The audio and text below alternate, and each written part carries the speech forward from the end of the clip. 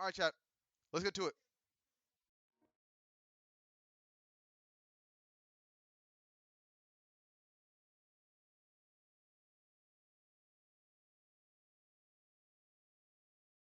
Oh, weird ass. Yo.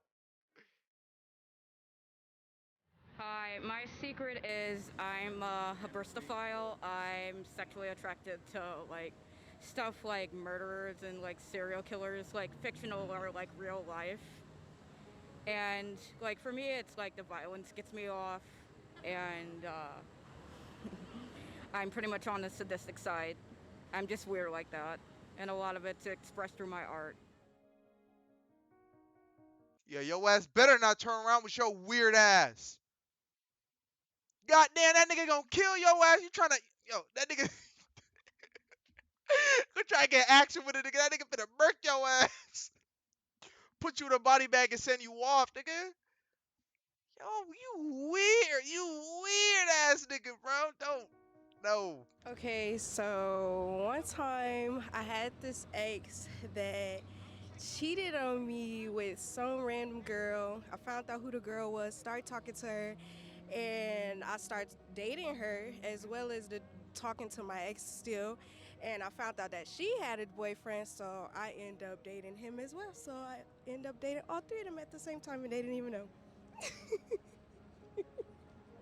What do you gain by turning around? When I was 16, I had a roommate that she spoke English as well, but her mother language was Russian. Okay. And most of the kids in our boarding school spoke Russian as well, including her friends. So they would always Okay. come to our room and they would speak Russian to each other and look at me and giggle. I had a feeling they were saying things about me, but I wasn't sure. Funny looking ass. And then one time I got pink eye from another kid in Oh, school. that's not cool. And every time they came, they would like make gestures to their eyes and look at me and laugh, and I was getting a little upset. So one night, she slept at her friend's room and I was Okay. alone. So I rubbed my face on her pillow a couple of times with the pink eye, hoping she would get it too, and she did eventually. I honestly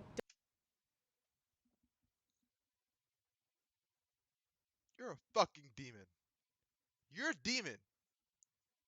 And now that this is on the internet, I hope your friend finds out. don't feel that bad about it. They stopped making fun of my pink eye after that, so that's my secret. Okay. When I was a little kid, when I was first learning how to clip my toenails, and my mom stopped doing it, and I finally learned. I didn't know what it tasted like, a toenail.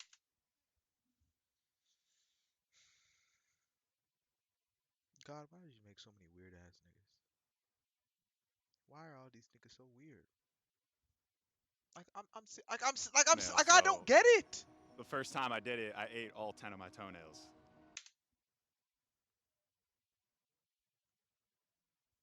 Why are these niggas so weird? It's just so hard to just throw that shit away. Why are you keep eating them? Yeah, don't show your face, man. I might gotta slap. Sometimes I think that I should have been a man because I'm so dominant. So when I see women, it's like, damn, shorty. If I was a man, I would have told her ass up.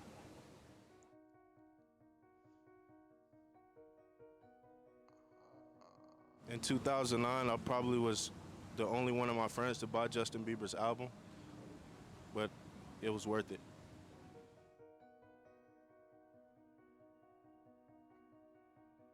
That ain't even that Okay, bad. so my secret is just about every time I'm in an elevator by myself, without fail, I'll pretend like I'm opening and closing the doors using my mind, kind of like the Force.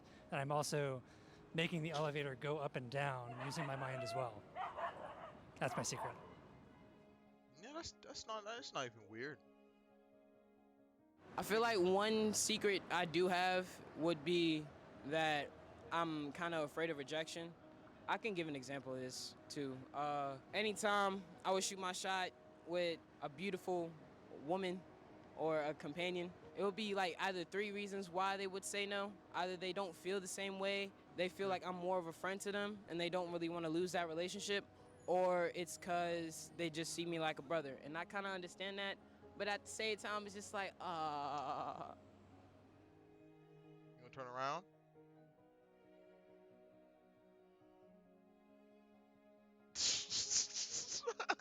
I have commitment issues. Very scared of marriage. I don't trust nobody. I feel like everyone's out for self. Mainly because I grew up a sad nigga, and I seen what's been done to a lot of males. I don't want it done to me. Damn.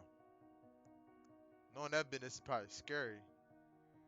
People think I'm a really happy person and that I have my life together, but I actually really struggle to get out of bed every morning, and I have to tell myself that it will be okay, otherwise I won't leave my apartment for days at a time.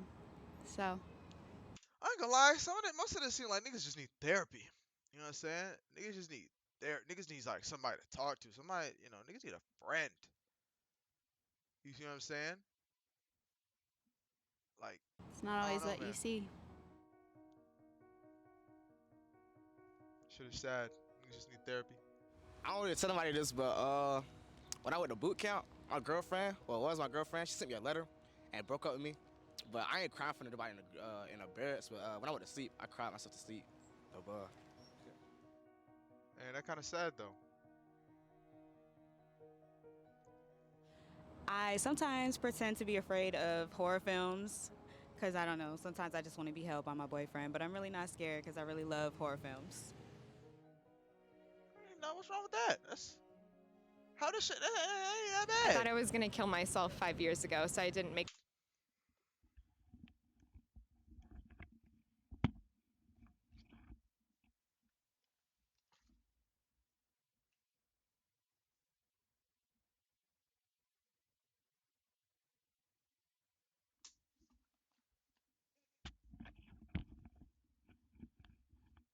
Well, that took a dark ass turn.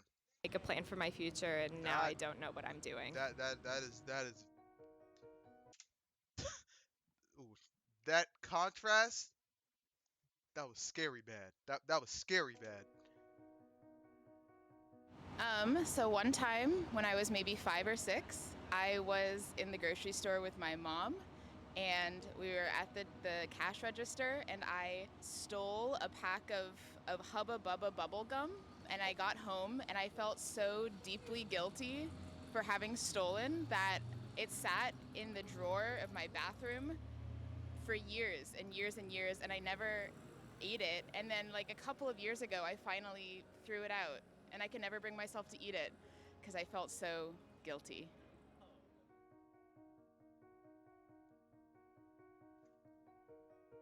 So my secret is basically I got locked up for a domestic that I didn't do. So what happened was an argument had happened. I wasn't from this particular town. So I was like, you know what? I'm just gonna go because I really don't like confrontation. So as I was trying to leave, this person was kind of throwing stuff, and pretty much I didn't fight or not whatnot, but I seen that it was going too far past words. So I called the cops for my protection. And I finally found a way to get outside, and I waited on the cops. Again, I wasn't from this particular area. I am from Chicago. And whew, the cops came. The gentleman barely questioned me. I actually did have red marks on my neck and everything. The next thing I know, another cop had showed up. They asked for my ID. Next thing I know, I'm getting handcuffed. The guy didn't even tell me what I was getting handcuffed for. I'm like panicking. I got PTSD, so I'm sitting here like, why am I getting locked up? I called you guys for my protection. I just wanted to walk away, grab my belongings.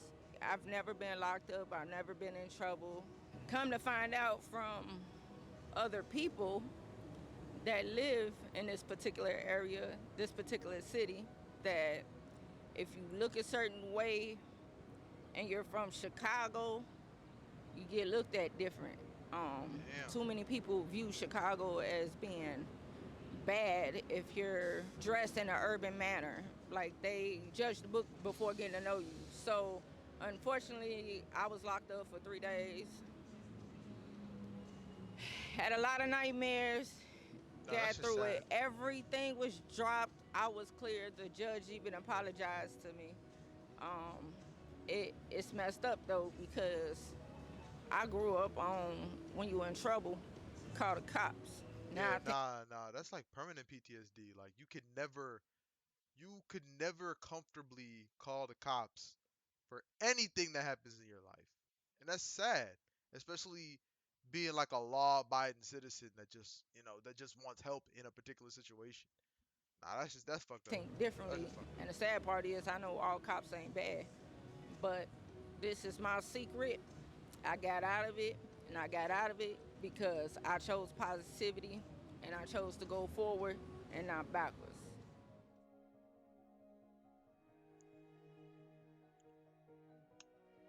I don't know if she got paid.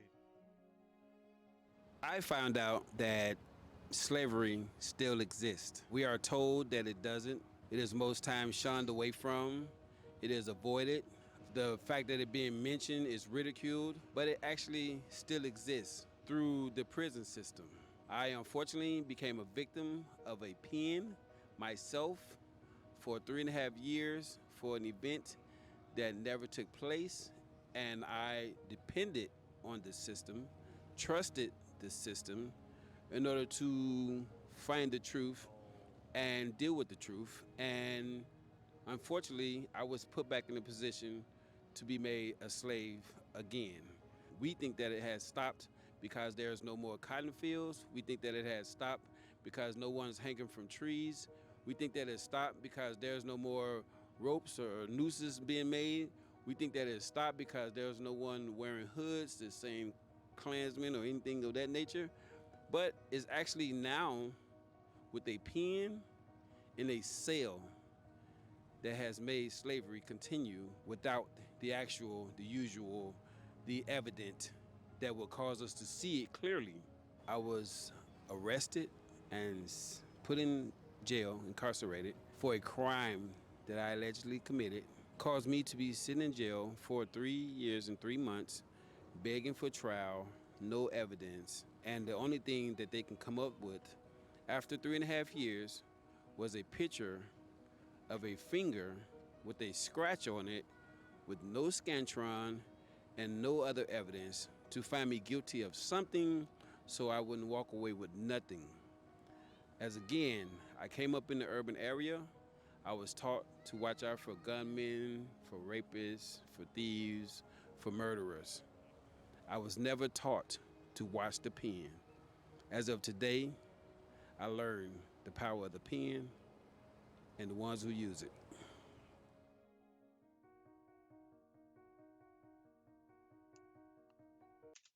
I'm kind of confused on his, but I get the deeper message. Hey everyone, for those of you who The audacity to play the happy music afterwards is are crazy. new, my name is Thoraya and I'm the girl behind the camera. I actually plan on taking this series to a new city every month, starting with today's episode. Interesting, chat. That's very interesting.